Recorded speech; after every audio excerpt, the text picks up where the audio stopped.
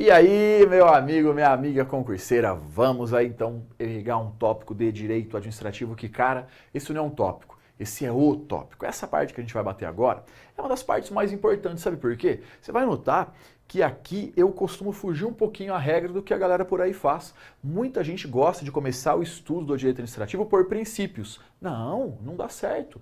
Eu falo pra você, ó, os princípios são aplicáveis a direta e indireta. Tá, mas quem que é a direta e a indireta? Então qual que é a pegada que a gente vai fazer? Aqui, a primeira coisa que a gente tem que fazer é aprender quem é a administração pública, como é organizada, como ela é formada. A gente tem que aprender essa parte, porque senão os tópicos futuros não vão bem. Então veja só, esse tópico que nós vamos bater agora, que é o tópico de organização da administração pública, que para deixar o material bem organizadinho, tá? Vem aqui agora esse tópico que a gente vai trabalhar. Esse tópico aqui, ele cai por si só, vem questões dele, a banca perguntou a respeito dele, mas ele também é um tópico que serve de base para tópicos futuros. Então, muitas coisas que nós vamos estudar aí no decorrer do direito administrativo tem por base esse tópico. Então, olha só, ele é uma base da matéria. Ele cai por si só, vem perguntas dele, cruas dele, mas também muita coisa que a gente vai ver aqui vai servir de parâmetro para o futuro. Então, aqui não tem como ir bem. Às vezes a gente fala assim, esse tópico é básico. Não básico tipo, básico. Não, básico no sentido de ser a base do estudo. Mas, ó, é moleza também, vem comigo, vamos esquematizar tudo, eu vou te mostrar como vem em prova. A primeira parte é uma parte que cai mais ou menos, a gente encontra assim algumas questões e ela é uma parte um pouco mais complexa, mas eu vou simplificar para você. Quando a gente fala aqui de administração pública, nós podemos falar da administração pública em sentido formal ou material, ou também pode ser chamada mediante o critério formal ou critério material. São dois critérios para definir quem é a administração pública. O primeiro critério, que é o critério formal, também pode ser chamado de critério subjetivo ou de critério orgânico, determina que a administração pública não é qualquer um. São apenas aqueles entes que estão definidos em lei, são aqueles entes que a lei fala, olha, esses aqui são os entes que compõem a administração pública. Então aqui não importa a atividade exercida. Aqui o que a gente leva em conta para falar quem é a administração pública são aqueles entes definidos em lei. E aqui nós pegamos a Constituição Federal, o Decreto 267, com base nisso a gente sabe que existem apenas 8 entes que integram a administração pública, que já vamos ver quem são. Então aqui no Brasil, esse aqui ó, é o critério adotado. Esse é o critério adotado no Brasil. Se a banca perguntar para você qual é o critério adotado, é esse. Mas ela pode te perguntar o que diz o outro critério. Então, de acordo com o critério formal, a administração pública são aqueles entes que estão formalizados em lei. A lei determina quem são eles. Claro, eles junto com os seus órgãos e seus agentes. A gente tem ali União, Estado, DF, município, autarquia, fundação pública, empresa pública e sociedade de economia mista. Apenas esses 8 entes junto com os seus órgãos e seus agentes. São 8 pessoas jurídicas distintas. Calma que a gente já vai ver quem são, não precisa anotar, eu fiz um quadro para você lá, já chegamos. Mas são essas 8 pessoas jurídicas junto com seus órgãos e seus agentes. Aqui é um rol taxativo, só tem eles. Então aqui a administração pública é definida não pela atividade exercida, mas sim está na lei. A lei fala, olha, a administração pública são apenas esses entes aqui e mais ninguém. Esse é o critério formal, subjetivo ou orgânico. Já o outro critério, que é a administração pública em sentido material, objetivo ou funcional, ele não fala dos entes, mas sim da própria atividade administrativa. Então aqui é considerada administração pública não os entes, mas sim a própria atividade. Então, mediante esse critério, se nós tivermos um particular que está prestando um serviço público, ele é considerado administração. Mas não é esse o critério que nós adotamos. Só que você tem que ficar ligado qual a banca está perguntando para você. Ela pode perguntar o que diz esse, o que diz aquele. Se ela perguntar qual que é adotado, é o material ou subjetivo. Se perguntar o que diz o outro, beleza. Então, olha a dica que eu te dou para ficar fácil. Ó. A dica que eu te dou é o seguinte. Eu quero que você decore bem forte isso aqui, ó. Critério formal ou subjetivo. Por que esses dois nomes, Thales? São os mais comuns em prova. Nós vamos decorar assim, ó, formal, subjetivo, fosso, formal, subjetivo. O formal subjetivo é o que a gente adota, que é a administração pública, formal subjetivo, entes definidos em lei, com seus órgãos e agentes. O outro, que é o que a gente não adota, o outro, você vai matar por exclusão, que é o contrário, né? Ó, formal, material, subjetivo, objetivo. Então o outro é tipo o inverso. O outro que não é o adotado fala da atividade administrativa. Tendo isso em mente, você não erra a questão. Então olha que eu te dando uma dica até para ajudar a memorizar, hein? Formal, subjetivo, ente definido em lei. E o outro, ó, formal, material, subjetivo, objetivo. Aqui está falando da própria atividade administrativa. Ok? Fica de olho então que assim ajuda um pouquinho a decorar. É uma questão de caráter um pouco mais teórico, mas quando ela vem fazendo dessa forma, você desenrola bonito. Legal. O que nós sabemos então? Que no Brasil nós adotamos o critério formal ou subjetivo. São aqueles entes definidos em lei que compõem a administração pública junto com seus órgãos e seus agentes. Legal. Agora é o seguinte, olha só. Nós temos aqui então a definição de quem é a administração pública. Show de bola. Nós sabemos aqui que a administração pública são apenas aqueles entes definidos em lei. Então vem cá, quando a gente fala de administração pública, lembra que a gente tem um rol taxativo e apenas esses 8 entes aqui são considerados administração pública. Nós temos, de um lado, o poder público propriamente dito, que é a administração direta, que são aqueles entes que a Constituição Federal chegou e falou, ó, vocês são cara. Vocês são o poder público.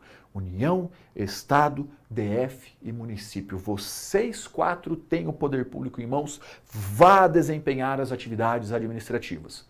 Legal.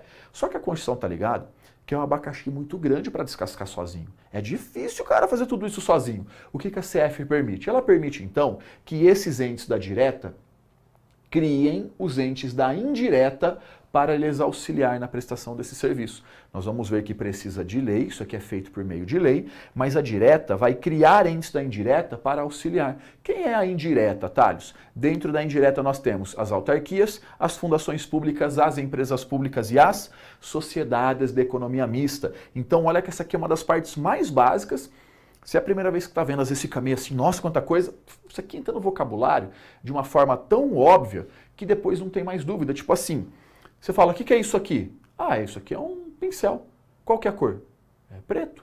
Não é uma coisa óbvia? Isso aqui vira igual. É uma coisa que entra tão no dia a dia que você não tem que ficar indo mais no material olhar. Vai entrando no seu vocabulário. Então fica bem tranquilo que isso aqui vai fluir naturalmente. Vamos lá então, porque aí eu vou começar a aprofundar. Aí eu vou jogar mais conteúdo. Olha só. Falou de administração pública. A gente adota o critério formal ou subjetivo. Lembra? Teve que dar uma olhadinha no material para falar, né? Eu sei. Calma que a decoreba vai vir aos poucos, tá? Formal ou subjetivo. Que é composto pela direta e pela indireta. Quem que é a direta? União, Estado, DF, município. E a indireta, Thales? Autarquia, Fundação Pública, EP e SEM, que é Empresa Pública e Sociedade de Economia Mista. Até aqui é simples, né? Mas sabe onde está o problema? Nos sinônimos. Tem vários sinônimos aqui que tem que ficar de olho. Olha só que eu vou jogar para você, ó. Quando a gente fala da direta aqui desses 4, a banca pode se referir a eles como sendo também entes federados. É um sinônimo. É um sinônimo de entes federados, falar dos entes da direta. Eles podem ser chamados também de entes ou de pessoas políticas, entes políticos, já vamos ver o porquê desse nome, e também podem ser chamados aqui, ó, de administração centralizada. Administração centralizada. São todos termos que remetem aqui para administração o quê? Direta. Thales, e a indireta, ela também tem sinônimos? Tem. A indireta, ela pode ser chamada, muito importante esse termo aqui, ó, de administração descentralizada,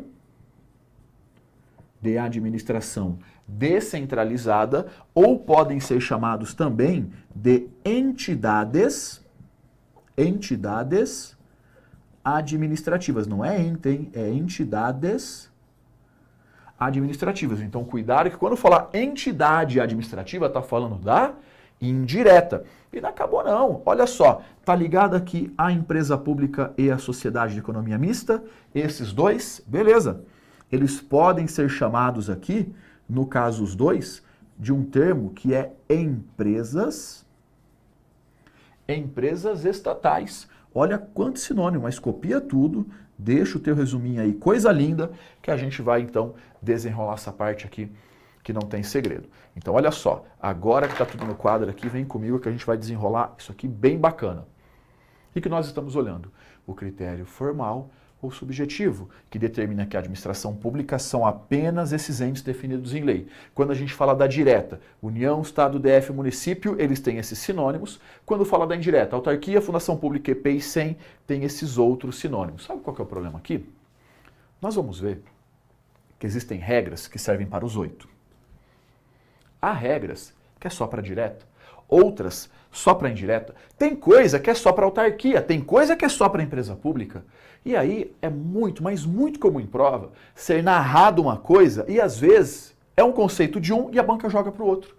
Esse é o ponto importante. Quando cai uma questão dessa, que é uma coisa simples, por que muita gente erra? Porque a pessoa sai igual um cavalo bravo correndo para fazer a questão. Calma. Viu uma questão falando disso? Sabe a primeira coisa que você faz? Dá um passinho para trás, respira e vê de quem a banca está falando. Essa é a primeira coisa a ser feita. Porque a banca muitas vezes chega e fala que os entes federados, e aí ela vai blá, blá, blá, blá, autarquia. Tá errado, porque ente federado é direta, a autarquia pertence à indireta. Então olha as pegadinhas. Ente federado é direta e a autarquia faz parte da indireta. Então tem que tomar cuidado com esses detalhes, hein? Porque ela vai trocando. Então quando ela falar para você, os entes federados no Brasil, tá falando de quem? Desses 4, da direta. Quando falar para você, as entidades administrativas, está falando de quem? Da indireta. Autarquia, fundação pública, EP e SEM. Quando ela falar para você, as empresas estatais, a quem ela se refere? EP e SEM. Deu para se ligar como funciona? Não é difícil. Só que a galera cai em muita pegadinha aqui, porque, por exemplo, a banca narra algo e fala que no Brasil os entes políticos e blá blá blá, mimimi, sai falando e lá no meio joga uma autarquia e continua falando. Aí tá errado. Por quê? Porque ente político está falando da direta. E a autarquia pertence a quem? A indireta. Viu como é fácil? Só que tem que estar com isso muito firme na cabeça. Agora é óbvio. Agora é fácil identificar. Por quê? Porque a gente está junto aqui, está escrito no quadro. Agora é óbvio. Sabe onde está o problema? No dia da prova. No dia da prova, você tem milhares de informações na cabeça. Ansiedade comendo solta. O reloginho correndo, aquela pressão, aquela coisa. Aí, bicho, para confundir um com o outro aqui, não custa. É fácil. Então a dica que eu te dou, tem que ter essa decoreba. Tem que dar uma revisada nisso aqui muito próximo à prova também para estar bem fresco na cabeça. Calma que é algo que com o tempo vai vindo naturalmente. Mas ter bem firme isso é uma obrigação. Não dá para errar essa parte. Depois que aprendeu a conceituação, aí a gente vai estudar as regras, que regem a direta, a indireta, regras específicas de cada um. Aí a gente vai pegando e deixando tudo bonitinho. Mas o primeiro ponto é esse e é um dos mais importantes, porque às vezes a pessoa vem e decora algumas regras cabulosas aqui e me cai na pegadinha com a banca jogando um sinônimo. Então veja bem, se ela falar de administração centralizada, é o centro, é a direta. Se ela se referir a descentralizada, está falando da indireta. E cuidado, hein? Esse termo aqui também confunde. Entidade administrativa. Não é ente, hein? É entidade. Entidade administrativa, ela está falando da indireta. Beleza? Não tem segredo, né? Então nós vimos aqui essa classificaçãozinha. Esse aqui é um quadrinho que você pode deixar ele aí na parede, deixa destacado no teu material, vai olhando de vez em quando, deixa ele bem bonitinho nos teus resuminhos, para não ter erro. Ok? Vem comigo agora. Que como nós vimos então deles, vamos começar aqui, ó, analisando as regras da administração direta. Cara, quando a gente fala das regrinhas da administração pública direta, é bem fácil. Por quê? As regras são comuns aos 4 entes. Quando a gente fala da direta, de quem que a gente está falando mesmo? Estamos falando aqui, né, ó, da União, dos estados, do Distrito Federal e dos municípios. Então, quando a gente fala da direta, nós estamos falando desses 4 entes aqui, União, Estado, DF e municípios. Beleza. Vamos ver as regras, então, que são comuns aos 4, que, como eu te disse, aqui no direito administrativo, são regras idênticas. Claro que eles têm regras diferenciadas, mas aí é lá em constitucional, suas competências de cada um, artigo 22, 24, competência privativa da União, competência concorrente, não, Estado... Isso aí não é problema nosso, não. Isso aí é outra coisa lá, que é outra matéria. Aqui, nós vamos ver as regras importantes para o direito administrativo, sendo que eu vou te direcionar. O que cai mais e o que cai menos. Joia? Primeira parte, e de suma importância, é essa aqui. Os 4 entes são pessoas jurídicas. Os 4 são pessoas jurídicas, mas são pessoas jurídicas de direito público. Sabe o que isso significa? Aqui está o particular, aqui estão eles. Mas eles não atuam em pé de igualdade, eles estão em superioridade. Por ter essa personalidade jurídica de direito público, eles atuam com superioridade em face dos particulares. Então, primeiro ponto, nós sabemos que tem direito público, direito privado. O direito público, ele traz essa ideia do quê? De superioridade. Mas vem cá, fala uma coisa para mim. Olha só, eu estou afirmando aqui para você que eles são pessoas jurídicas. Se os 4 são pessoas jurídicas, eles são dotados de personalidade jurídica. Ah, e se eles têm personalidade jurídica? Eles têm capacidade processual? Têm patrimônio próprio? Sim, sabe que tem. Porque quem tem personalidade tem essas coisas. É algo que é automático presumir, mas eu vou colocar aqui no quadro igual, ó. Então, eles possuem capacidade processual. O que isso significa, professor? Significa que eles podem ser autores ou réus em um processo judicial. Eles podem processar alguém ou serem processados por alguém. E da mesma maneira, por terem personalidade jurídica, eles são titulares de patrimônio próprio. Eles possuem patrimônio próprio, uma vez que eles são pessoas jurídicas. Então vamos lá. Os 4 são pessoas jurídicas, têm personalidade jurídica, mas a personalidade deles é de direito público. O que interessa que é direito público? Eles estão em superioridade em face dos administrados. Por terem personalidade, então, eles possuem capacidade processual e têm também patrimônio próprio. Molezinha, né? Legal. Um outro ponto importante. Entre eles não há hierarquia ou subordinação. Um não manda no outro. Não é porque a União é maior que manda no Estado que manda no município. Não. Eles são independentes e autônomos. Então, eles não estão hierarquizados, eles não estão subordinados. Um não manda no outro. A hierarquia que existe é interna, é dentro deles. Agora, um em face do outro, não há que se falar em hierarquia. Então, eles são dotados de autonomia. Eles têm autonomia política, administrativa e financeira. A mais importante para você tem que tomar cuidado é a autonomia política. Sabe o que é autonomia política? Também pode ser chamada de capacidade política ou capacidade legislativa, é aptidão para criar leis, para legislar. E esse é um ponto que vai diferenciar a direta da indireta. Sabe por quê? A direta tem autonomia política, pode criar leis. A indireta, veremos que não pode. Mas olha como é fácil, ó. A autonomia política só possuem os entes políticos. Quem que é ente político mesmo? É a direta. Por isso que eles são chamados entes políticos. Porque eles têm essa autonomia política, essa autonomia para legislar. Molezinha, né? Legal. Continuando, ó. Eles têm também autonomia administrativa e financeira. Eles se administram, eles se organizam, cada um vê quando vai fazer concurso, quando vai licitar. Eles cuidam das próprias contas, como vão ser aplicados aí as suas verbas dentro da lei, claro. Mas eles são dotados dessas autonomias. Então vem cá. Entre eles, o que nós vimos, ó. Entre eles... Se a banca falar para você da hierarquia ou subordinação, se a banca falar aqui para você, ó, que entre eles há hierarquia ou que entre eles há subordinação, você sabe o quê? Que isso está errado. Eles não estão hierarquizados. A hierarquia que existe é interna. Dentro deles tem o chefe, manda no subordinado, que é coisa que a gente vê em outro momento. Mas entre eles não há hierarquia e subordinação. Eles têm essa autonomia política, administrativa e financeira. Legal. Um outro ponto para ficar de olho também.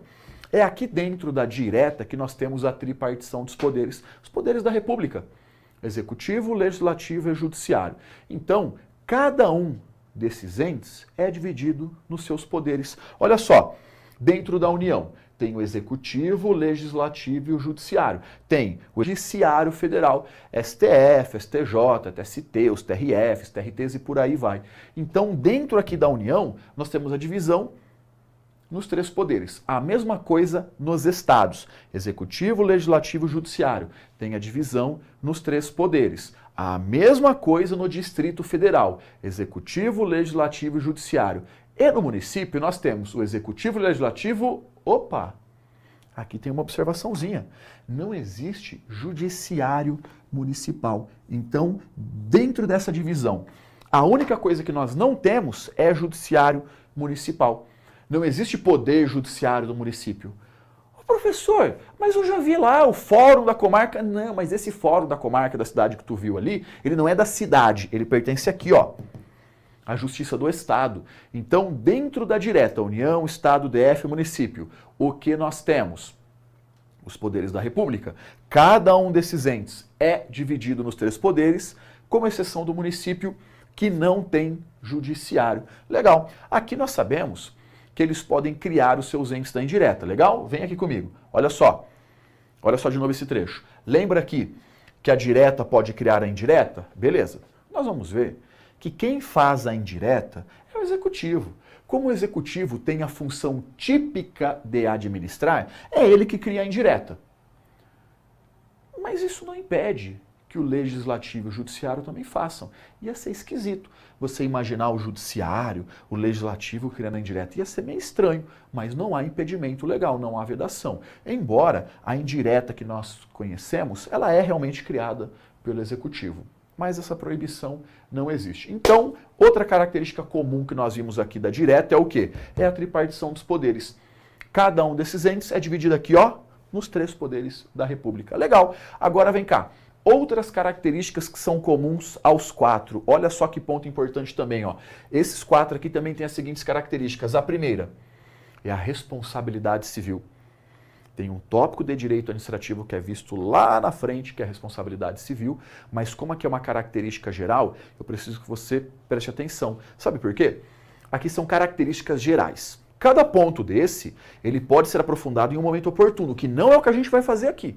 Aqui são apenas características genéricas desses entes. Então, a primeira, a responsabilidade é objetiva. É aquela do 37, parágrafo 6º da Constituição Federal, que se configura sem a presença de dolo ou culpa, mas como eu te falei, isso aqui é estudado, é aprofundado lá em momento oportuno. Joia! Mas decora assim, ó. Responsabilidade do ente da direta, objetiva. Segundo ponto muito importante, o regime de pessoal. Quando você trabalha em algum lugar, tem um conjunto de regras que regem essa relação de trabalho. No caso aí, você arrumou emprego na iniciativa privada, que regras são essas? A CLT, a consolidação das leis do trabalho. Mas olha, vem cá, se você trabalha para o ente da direta, União, Estado, DF, município, não é a CLT. É um estatuto. Meu caso, eu sou um servidor público federal. Não é a CLT que rege minha relação com a União. A minha relação com a União é regida por um estatuto, que no caso é a Lei 8.112, que é o Estatuto Federal. Dessas características aqui que nós vamos ver, de longe, essas 2 são as mais importantes. As outras, Thales, olha, é legal ficar de olho, não cai assim em prova, mas vale a pena ficar de olho para dar uma complementadazinha sem perder a mão também, sem ser uma coisa desnecessária. Próximo ponto. Eles têm a chamada imunidade tributária recíproca, ou não fica pagando imposto para o outro, porque vai tudo voltar no mesmo lugar, então eles não pagam impostos uns aos outros. Depois, bens públicos, os bens desses entes, eles têm uma proteção especial. Como eu disse, bens públicos é todo um tópico, tá? De outro momento, não precisa aprofundar ele, mas o que você precisa saber aqui? Esses bens públicos, eles possuem algumas proteções especiais. Dessas proteções, a que eu preciso que você saiba é a impenhorabilidade. Ó, se eu tenho uma dívida e eu não pago a dívida, o juiz manda penhorar meu carro, por exemplo. Aqui não dá para penhorar uma viatura, não dá para penhorar um veículo público, porque eles têm essa proteção especial que é a impenhorabilidade. Ô Thales, mas como que são pagos os débitos judiciais da administração pública? Imagina que a pessoa fala, vou entrar com uma ação contra a União, vou processar a União por alguma razão. Processou a União. Caraca, velho, ganhei ali R$1.500.000, tô rico. A pessoa vai até com uma carriola para ir lá buscar o dinheiro. A hora que ela chega lá para buscar o dinheiro, eles falam, tá, vou te pagar. Toma esse papel. O cara pega o papel, tá escrito precatório. Precatório? O que é isso? Isso aqui é uma ordem de pagamento. Tá vendo aquela fila? Tá vendo o fim dela? Não dá para ver o fim dela. Isso é essa fila mesmo. Vai lá no fim dela e espera que um dia você vai receber. É uma ordem para pagamento. Precatório, o sistema de precatório está no artigo 100 da Constituição Federal. Também é um tópico à parte, que a gente não vai aprofundar aqui. Eu preciso que você saiba só o superficial, só o basicão mesmo. Então, os débitos judiciais são pagos pelo sistema de precatórios. Um outro detalhe. Dentro aqui também da administração direta, União, Estado, DF, município, nós temos esses entes possuindo algumas prerrogativas processuais. Que é isso, Thales? São algumas vantagens no processo, por assim dizer. Quando eles estão em juízo, eles têm algumas prerrogativas, algumas vantagens, entre aspas. Primeiro, e essa que importa pra gente, porque isso aqui é direito processual, hein? Não vou aprofundar também. Eu só quero que você saiba esse exemplo. Prazo em dobro. Nós, meros mortais, temos, por exemplo, 15 dias para entrar com recurso. A administração pública direta tem 30, tem prazo em dobro. Então, quando eles estão em juízo, eles têm essas prerrogativas processuais, algumas facilidades. Mas como eu te disse, ó, daqui para baixo é para dar uma complementada diretaço na veia, sem enrolação, sem frescura. Mas o ponto importante são esses dois e esses detalhes que nós vimos aqui. Isso aqui você vai encontrar bastante em prova, não tenha dúvida. Mas vamos treinar um pouquinho? O que a gente viu até aqui então? Até aqui, olha só, nós vimos as regras da administração direta. Aqui é o passeio, aqui é mole, porque as regras são semelhantes aos 4. O bagulho vai ficar doido quando chegar aqui, mas deixa isso para o momento próprio. Por enquanto, vamos dar uma treinadinha no que a gente viu até o momento, ok? Acompanha comigo na tela. Vamos lá para a nossa primeira questão. Olha só. É defeso aos poderes judiciário e legislativo a criação de entidades da administração indireta, como autarquias e fundações públicas. Vamos lá, primeiro detalhe. O que é defeso, Thales? Ah, defesa é algo que está defendido? Meu, pelo contrário, olha a maldade da prova. Sabe o que é defeso? Defeso é sinônimo de proibido, é sinônimo de vedado. Então, quando fala para você defeso, quer dizer que é proibido, é vedado. E fala para mim, é proibido, é vedado ao judiciário, igual a banca falou aqui, ó, e ao legislativo criar entes da indireta? Não, não é defeso não. É estranho, mas proibido não é. Questão errada. Olha que questão louca, né, cara? Questão meio zoada, mas não é defeso não. É estranho, mas eles podem sim. Proibido não é. Próxima. Administração direta remete à ideia de administração centralizada, ao passo que a administração indireta se relaciona à noção de centralizada. É um sinônimo, lembra? É um sinônimo. Quando a gente fala da administração indireta, autarquia, fundação pública, EP e SEM, isso aqui remete à ideia de administração descentralizada? Sim, questão correta. Questão correta. É isso aí. Show de bola. Bora para a próxima?